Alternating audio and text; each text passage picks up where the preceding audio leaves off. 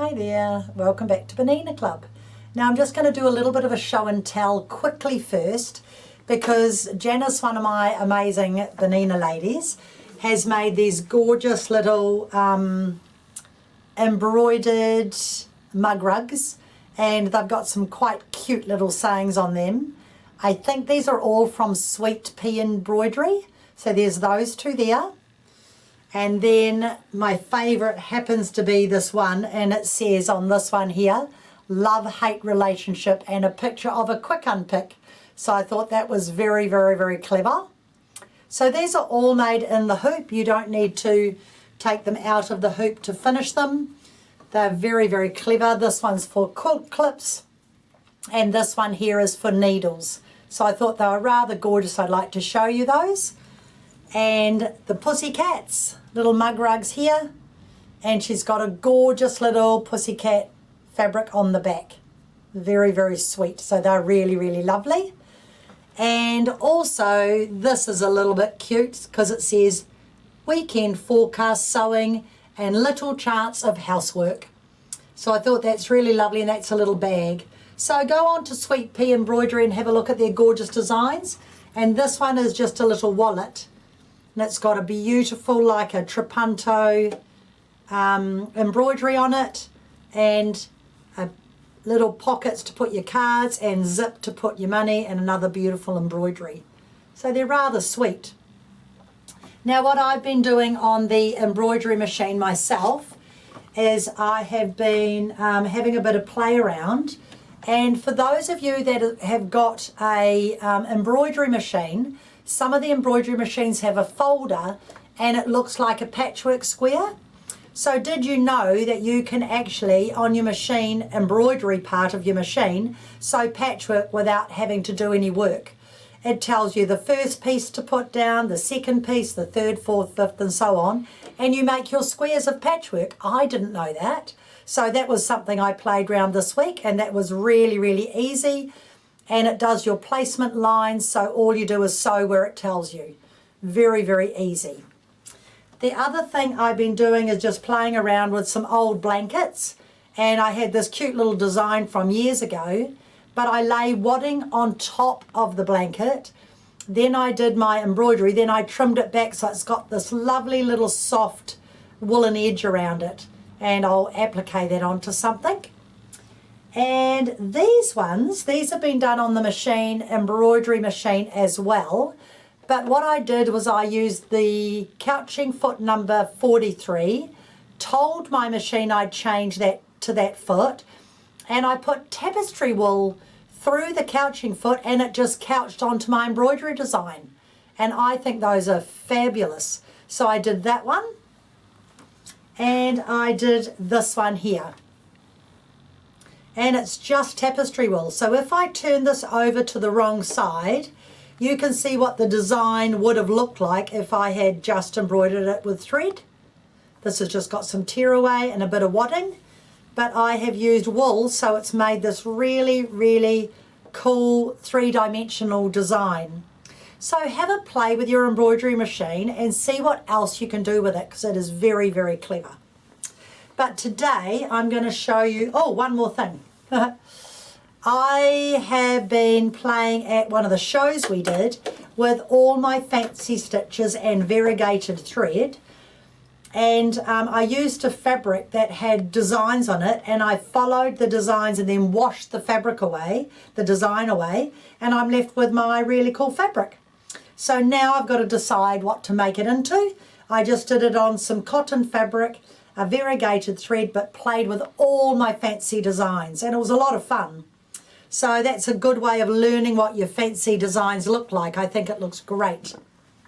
But today I'm going to show you how to make this really cool. It can be a bag for a picnic bag, it can be a play mat. We've decided it could probably be a changing bag as well, a changing mat, so I'm going to try it. This one I've done out of a really lovely soft laminated Kiwiana fabric.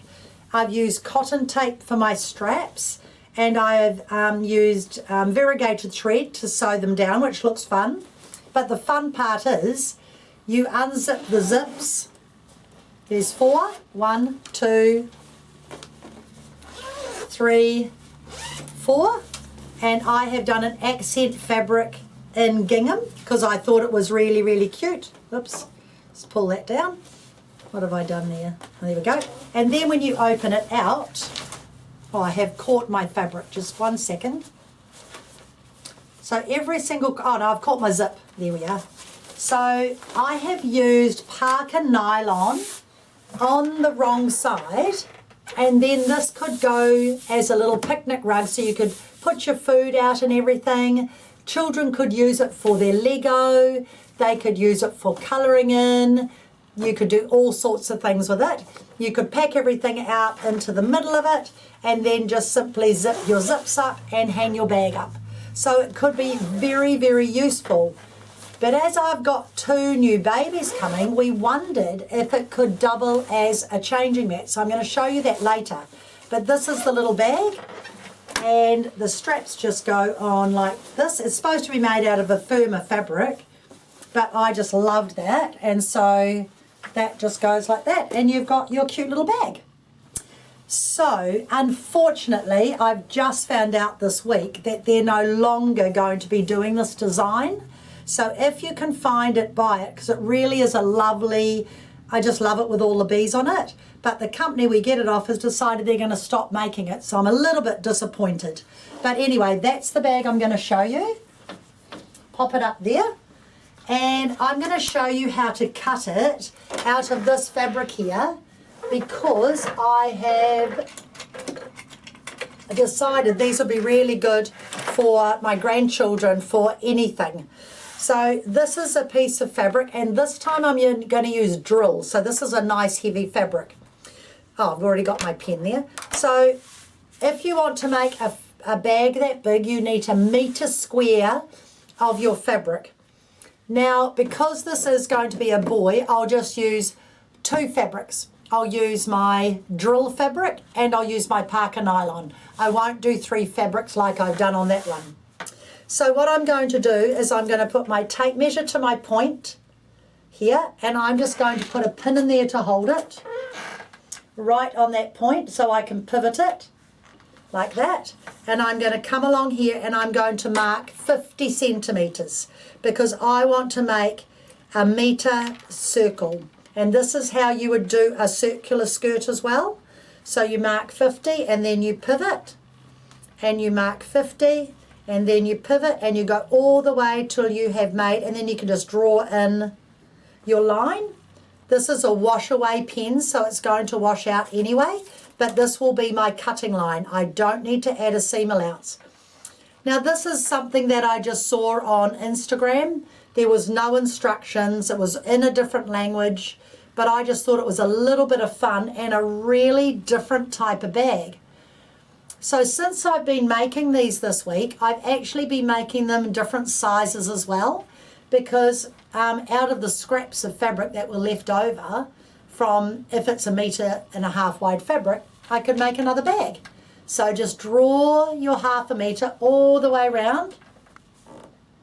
So you need 1 meter square, no matter what width the fabric is, you need 1 meter square to do it. But I have been making them 45 centimeters and doing small ones, and they're a little bit of fun. They look quite cute. And just enough fabric, look at that, perfect. So instead of cutting this with my scissors, I like to use my rotary cutter, which I've put in a safe place. Here it is. Now when you're going to be doing this, your natural instinct would be to go like that, but don't do that because your fabric might move. So the first thing I want you to do is just put a couple of pins in, very thick this, just to hold it so that it's not going to move, just at the beginning and the middle and the end. So all your pieces stay together. And when you're going to be cutting something thick like this, go backwards first. So I'm going about 1 inch in and I go backwards, so that when I start, I know that I'm not going to push it and get an uneven finish. Now what you do is you push this and you hold here and you push all your weight This is very thick. I should have got my bigger cutter. And you just come through here. I'm just making sure. I'm just going to get my bigger cutter. Stay where you are. I won't be a minute. I need my heavier cutter. So I have 2 cutters. This one is 45 centimetres in diameter and this one's 60. So for heavier work I use my bigger cutter. So now I'm going to come back down here, and this one you push down. That's better. And now I'm using all my weight and I'm pushing over my fabric, and I'm following my line to make my half circle or my full circle as it's going to be. Make sure that doesn't move too much. There we are. And get your weight over. It's a bit awkward when you get to here. I'm just going to come round a little bit. Oh, missed a piece there. You can hear it when it's cut through and you can hear it when it hasn't. That's better.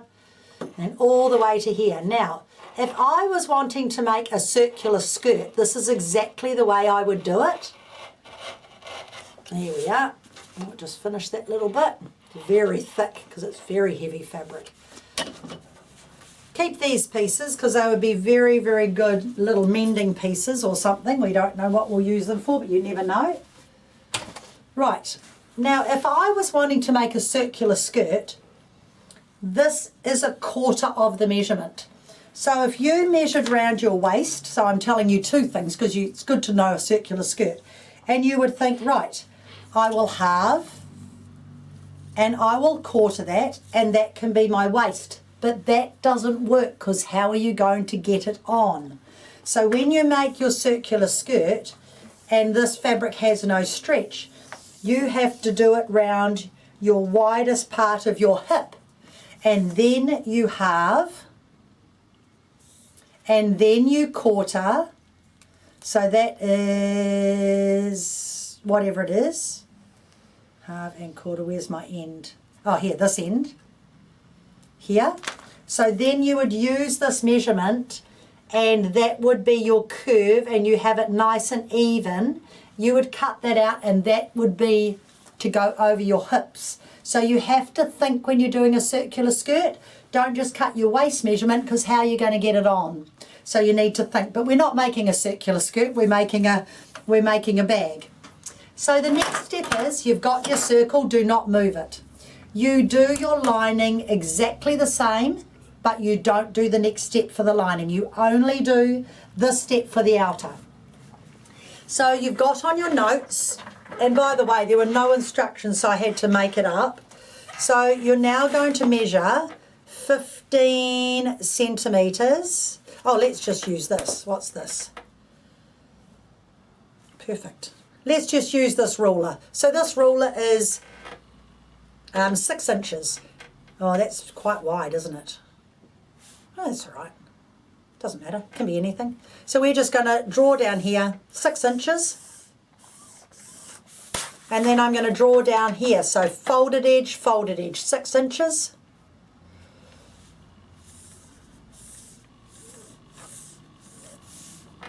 And I'm just going to measure that and just make sure. Yeah, that'll be fine. Now I'm going to draw a line 10 centimetres, 10 centimetres, 1 centimetre away from my line, and this will be my cutting line.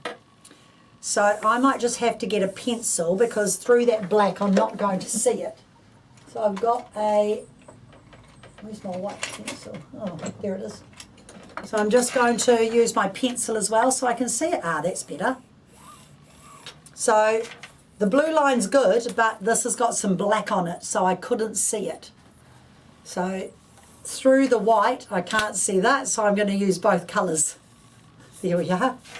Now this blue pen washes out, and this white pencil, that'll just wash out too. It's just a pencil for sewing.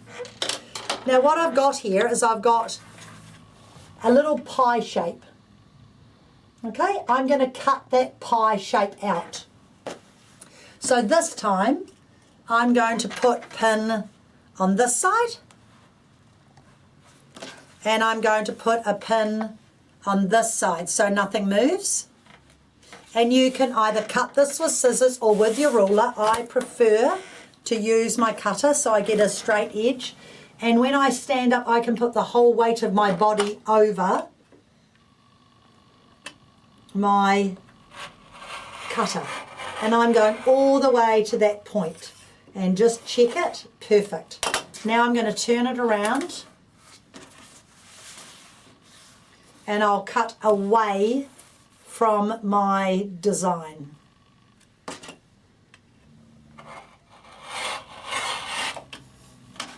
There we are. The last bit I do by scissor.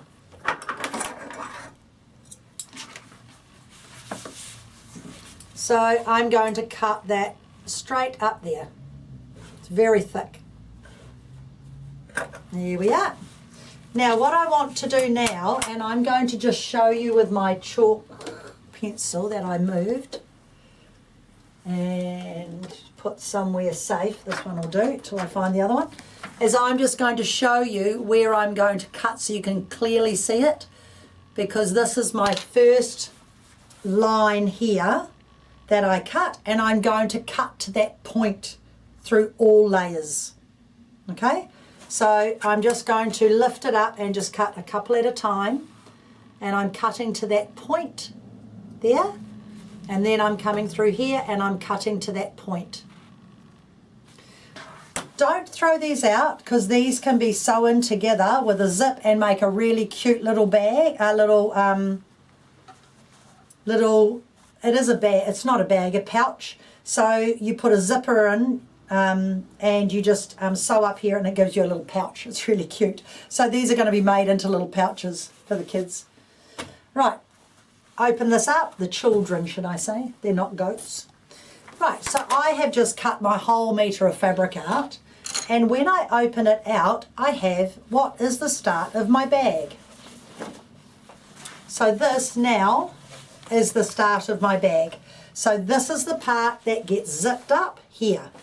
So the next thing I need to do is I need to draw 2 lines all the way down here for my handle. So I am going to get my little chalk pencil out. I'm going to put a mark 4 inches from the top. 1, 2, 3, 4. And I'm going to put a mark there. And I'm going to put a mark on this side. And I'm going to put a mark down this side, so 4 inches from each end, and a mark down this side, 4 inches. 1, 2, 3, 4. So that's where my handle is going to go to. Now I'm going to measure in, so my handle, the other thing I need to do is find the centre of this. There's a couple of markings you need to do that you can't get away from.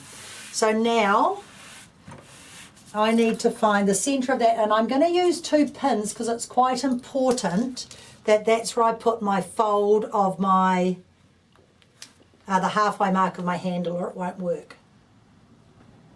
So I need those 2 markings. Now what I want to do is I want to mark 20 centimetres apart evenly. So I'm going to measure this, and it is 33. So I'm going to come over to here. If I do that, and I'm just going to mark it. I need 2 different coloured pens today.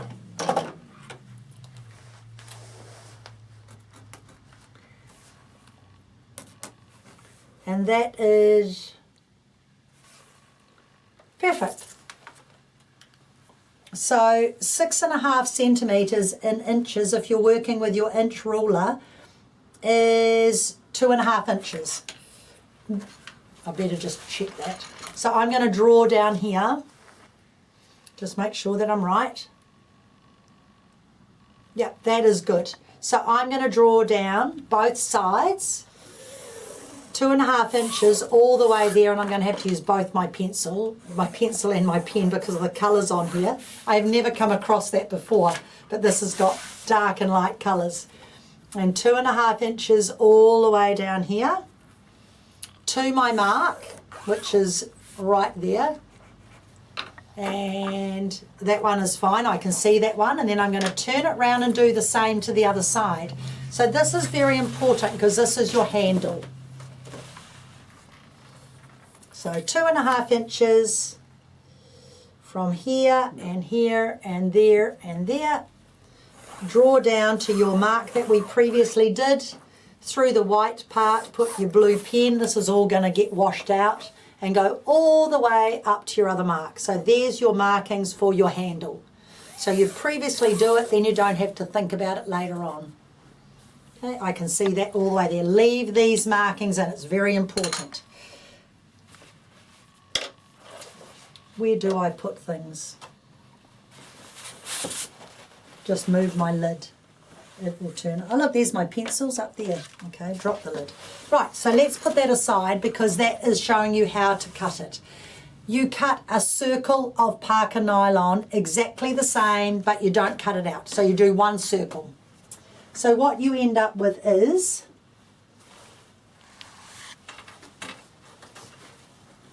a fabric that is your wrong side. So this is going to be on the inside because I'm going to make a kiddies one, and I decided I'd try it with a quilt top for something different. I'm going to put wadding in this one and Parker nylon and an outer. So this is just an idea I've had, which you will see in the foreseeable future because I'm trialing it. And so what I thought I'd do is I would have this fabric as my outer, and then I'm stepping it up. I will put this fabric as my accent, fancy stitching through here, and then this on the other side. So when you open it up, you've got this cute little picture on the other side as a changing mat. So this is just me thinking outside the square. So the next step, once you've got your piece cut out, if you're putting wadding on, you'd put it on now, is to get your tape, and it is 3 meters 20. I have sewn it into a circle. Here's my mark. I lay it down on my mark. I pin it. My halfway mark, I marked, pinned it on, and you can see I've stopped my handle at my 10 centimeter marking. This one's a bit smaller, and 10 centimeter marking, so these handles will be even. So you just make it in a whole big circle. Then we want to sew our zips on. So I, in my wisdom, thought, if I'm going to put wadding on, what I'll do is cut these out. And then I went, I don't think that'll work, but I think it will now. So I would cut these out. This is just me trying out a different method. And it might work and it might not work. But it's the same method as the main one, but I'm just showing you if you were going to do this, and we may put this wadding back in yet, we're not too sure because this is a trial and error. And the other one,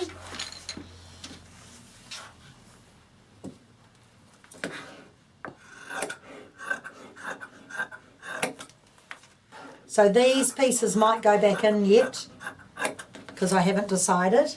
And then, so what you'll start off with is that, and then your circle is exactly the same size, because when you sew it together, you end up with that on the inside of your bag and this on the outside of your bag. So no matter what you do, you want to end up with an outer and an inner, but I'm going to do an accent of this underneath, so every corner will have one of these on it.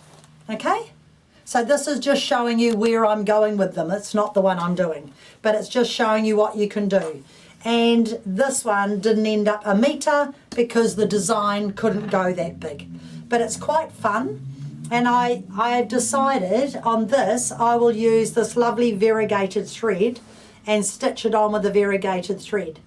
In fact, I might just show you that because I want to show you the edge stitch foot. So that would be a good thing to show you. So when I'm going to do things like this, I put my edge stitch foot number 10 on, whether it's this one or, oh, there's my lid. I wanted to find my lid so that this didn't dry out. There it is. So I'm going to put my edge stitch foot number 10 on. Now remember, with these machines, you mustn't pull the thread backwards. So put your foot up, cut your thread, pull your thread down, take your thread off, and then pop your new thread on with your foot up, and that way, and then just thread it. So this could be quite fun for this one. I could top stitch the first bit in white if I want, but I'm going to use this cute little coloured thread. You can put your jewel feed down, and I'll just show you how you sew your braid on, because I've got a couple of them at different stages, and this will be easier for you to see on the white tape because the other one's black. So I've got my foot positioned where I'd like it to go, and all I need to do is go to straight sewing, put my needle position to the left, which I actually have, and lengthen my stitch out. So I've lengthened my stitch out, and I'll go forward and reverse at the beginning, and I'm just running my bar down beside my braid. Then when I get down to the other end, and it's wonderful having those lines because it makes it really simple. Now, because this is a slightly smaller bag, I have got this closer together. I think it's about 6 inches apart. The other one was 8 inches.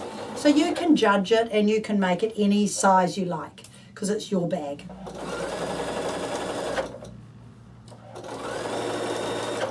Now I'm going to show you how you sew your zips in, and they're all done exactly the same, so it's very easy. But when I get to the end here, what I actually like to do, when I come up to here, I stop there, and I want to go across the top like that, and I want to go down. Now I'm going to count. I'm going to do 1, 2, 3, 4 stitches. Then I'm going to go across to the point and match it up to the other side. And then I'm going to come back down here, 1, 2, 3, 4. Then I'm going to go across to here. 1, 2, 3, that's 7, down 4. And I'm going to go back across here because this is going to make a really nice strong, and then I'm going to go back over. This will make a really nice strong end to my, oh, it looks very pretty, perfect colour, couldn't have picked it better. So now I'm going to go back up to the other end, and you've made a strong end to your handle. And just a simple variegated thread. Oh, I should sew straight. Slow down. Knot. And I'm actually quite liking having the bit of wadding in it. It's going to be a little bit puffy. And it'll be nice and soft for a baby to lie on. Come up to here. Then go across and do the same thing. So across, down, back up to the corner, down, across, and then I will reverse that.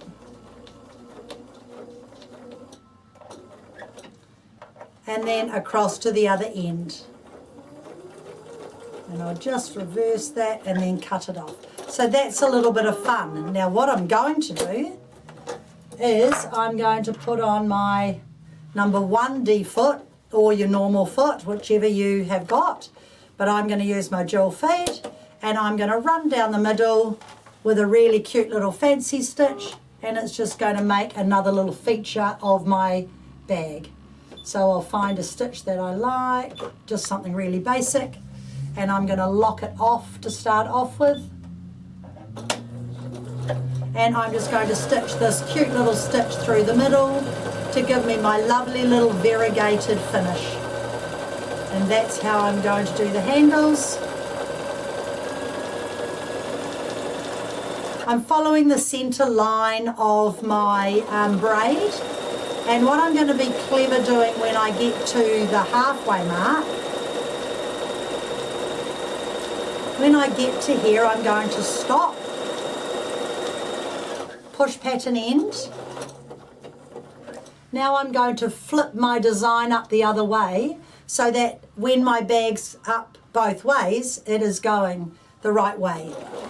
So now I'm going to go all the way back up.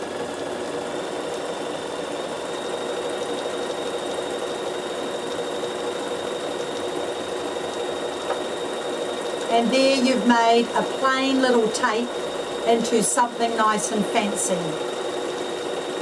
Making your own braid.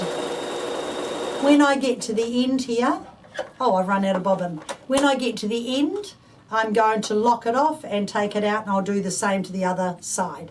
I've run out of bobbin. Pop your bobbin on there, pop your thread on, come to here because you're already threaded, and just go all the way to there, around, go around a couple of times, cut the thread and push it across. And there you have, I just don't have my felt on there. I'd normally have my felt on there. So this machine stops instantly when the bobbin runs out. I'll just put a little bit on so I can finish and put my bobbin back in so I can finish where I left off. And now it won't growl at me and say you've run out of bobbin thread. Do not leave this sitting like this, because sometimes you have the chance of that then catching and going around here. So take it off and wind it up. And they all have little thread holders, and you can just do that. Then you know it's going to stay there. Right, let's finish this off. And when I get to the top, I'm just going to push my knot and knot it off and cut it. And there you have your lovely fancy stitch. This going one way, that going the other way. Then I fold it up and I've got them both facing up the right way, whether it's this side or it's this side. So this is how I'm going to do this bag. Now I'll show you the one I'm making, so you will get to see this eventually. So this is my bag, and I am making a camo bag.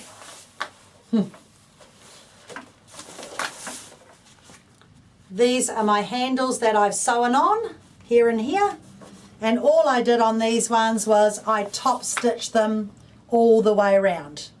So when we come back, I'm going to show you how you sew your zips in, and then how to do your bias binding and finish your bag. It is a very, very easy bag to make. So I will see you soon.